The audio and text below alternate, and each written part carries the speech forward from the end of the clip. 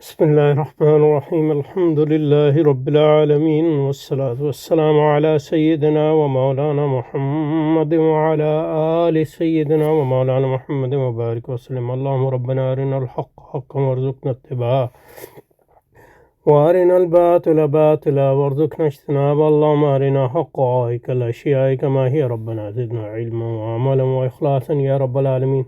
اللهم انصر أولياءك في مشارق الأرض ومغاربها. اللهم انصرهم على عدوك وعدوهم إنك على كل شيء قدير. اللهم فرج عنا وعن إخواننا في مشارق الأرض ومغاربها. اللهم نفس كربنا وكربهم وثبت أقدامنا وأقدامهم والطف بنا وبهم يا أرحم الراحمين يا رب العالمين. وصل وسلم على سيدنا ومولانا محمد وعلى آل سيدنا ومولانا محمد وبارك وسلم. سبحان ربك رب العزة عما يصفون وسلام على المرسلين والحمد لله رب العالمين برحمتك يا أرحم الراحمين.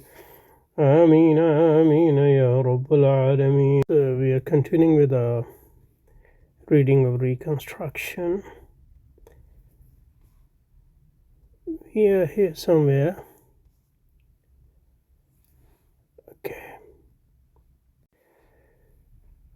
Okay. So looking at this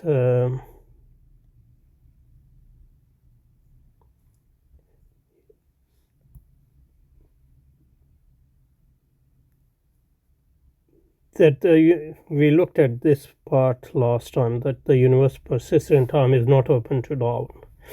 Yet since it is external to us, it is possible to be skeptical about its existence. In order to completely grasp the meaning of this persistence in time of the universe, we must be in a position to study some privileged case of existence which is absolutely unquestionable. Absolute certainty, the Cartesian certainty, is looking for in here, and gives us further assurance of direct vision of duration. So further assurance. So it's not just, we already have glimpse into that, but we want further assurance, and that further assurance comes from the fact that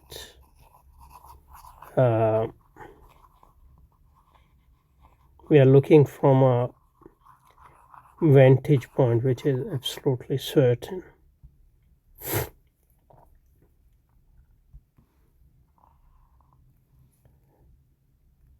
In that case, now my perception of things that confront me is superficial. Necessarily superficial? That's not obvious at all. That's just something he's assuming.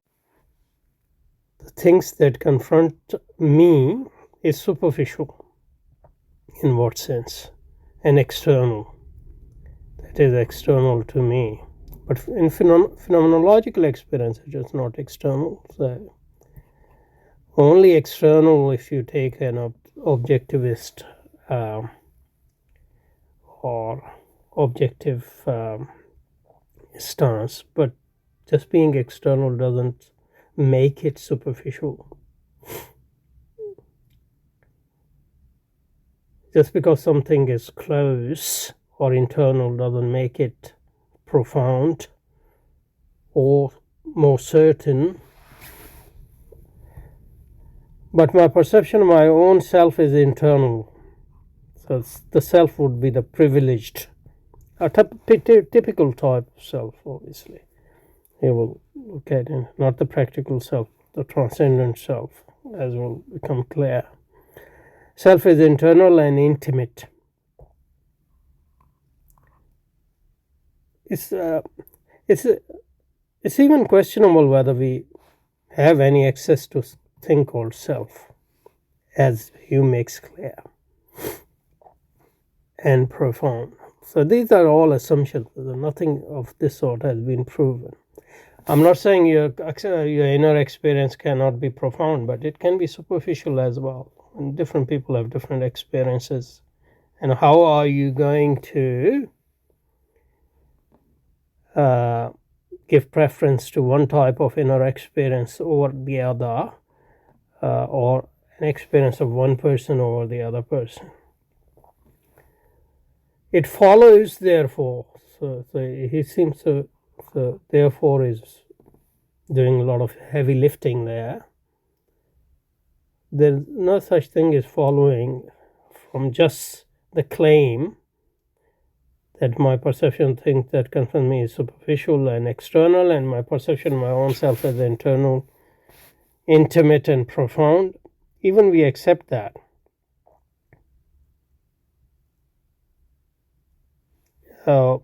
This doesn't follow.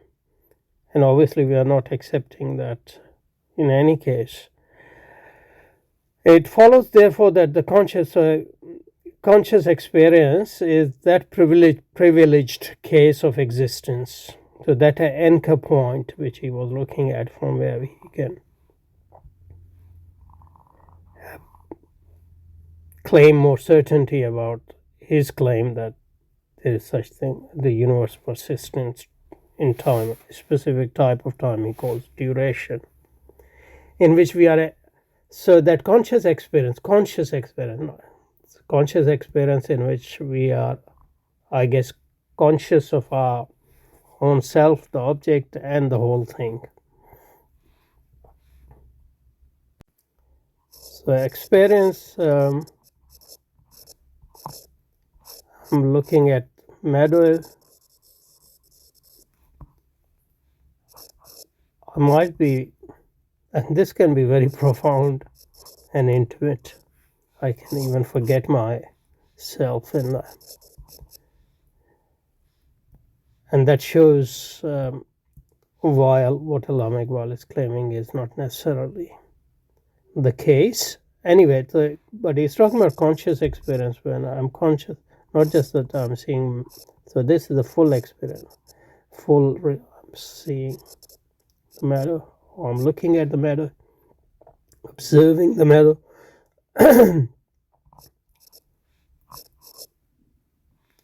But when I'm conscious of my experience, I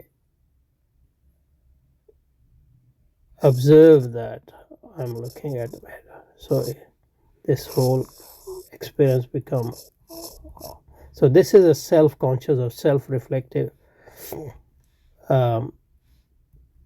experience where I'm my sort of transcendent I is reflecting on the whole experience there, in which my empirical self is involved as well. So that conscious experience, that privileged case in which we are in absolute contact with reality.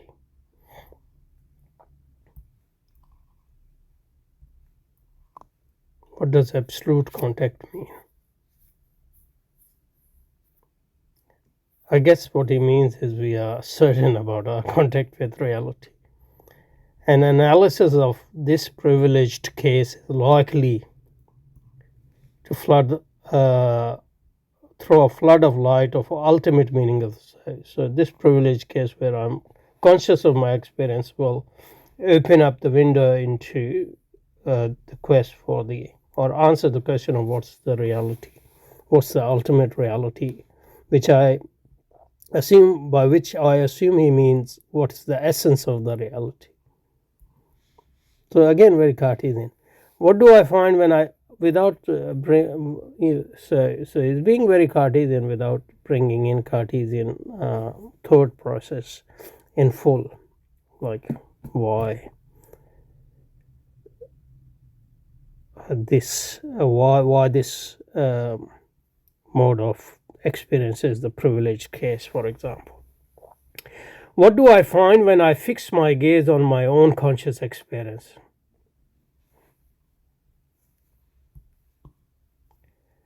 In the words of Bergson, I pass from state to state.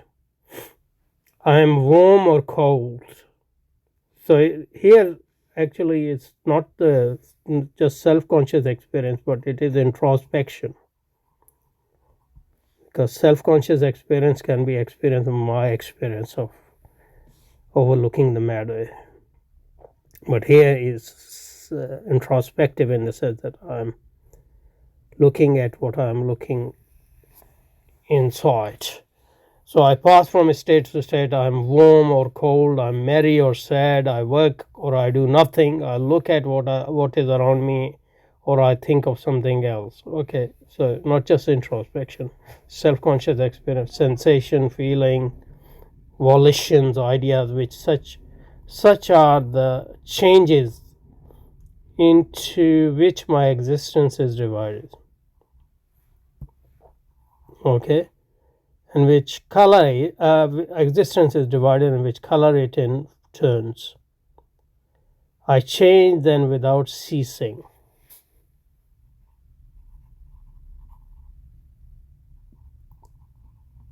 So I'm changing. Of course, I'm changing without ceasing. In a sense, I was a child, and I became an adult.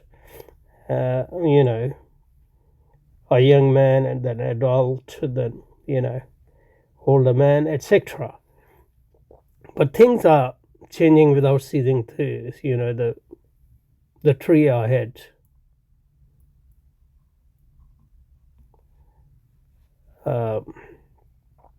planted, a small tree. Now it has grown, and it has become a large tree or whatever. So it has changed without ceasing. So there's a change. So what we see is there is a change, and there's a persistence, and there's a persistence in change. Okay, that much we can give. But what does this prove? For Iqbal, it proves that the universe persists in time. Okay, the universe doesn't persist in time. Different things in the universe persist in the universe is nothing. The universe is just a collection of things, as far as we can see. Okay. Thus, there is nothing static in my inner life. No, that doesn't prove. There are a lot of things which can be static, and one way we look at things, things are static. The other way we look at things, the things are in flux. All is a constant mobility and unceasing flux of states, a perpetual. But if there is perception, there's a persistence of, then there is something which is static as well. A perpetual flow in which there is no halt of rest or resting place. Constant change, however, is unthinkable without time. So here, a new constant change. That's Aristotle, because now the whole question of the relationship between change and time, which is a very difficult question, comes up. On the analogy of our inner experience, and conscious existence means life in time. Or time is, what is time? Apart from that change, that's the question. A keener insight into the nature of consciousness, however, reveals that the self in its inner life moves from the center outwards. So it is. I think we should stop here because there's new stuff coming up. We'll look at it next time, inshallah. Subhanakallahumma wa bihamdika nashhadu an la ilaha illa anta nastaghfiruka wa natubu ilayk. Wa sallallahu ala سيدنا ومولانا محمد وعلى آل سيدنا محمد وبارك وسلم. سبحان ربك رب العزة عما يصفون وسلام على المرسلين والحمد لله رب العالمين برحمتك يا أرحم الراحمين آمين يا رب العالمين.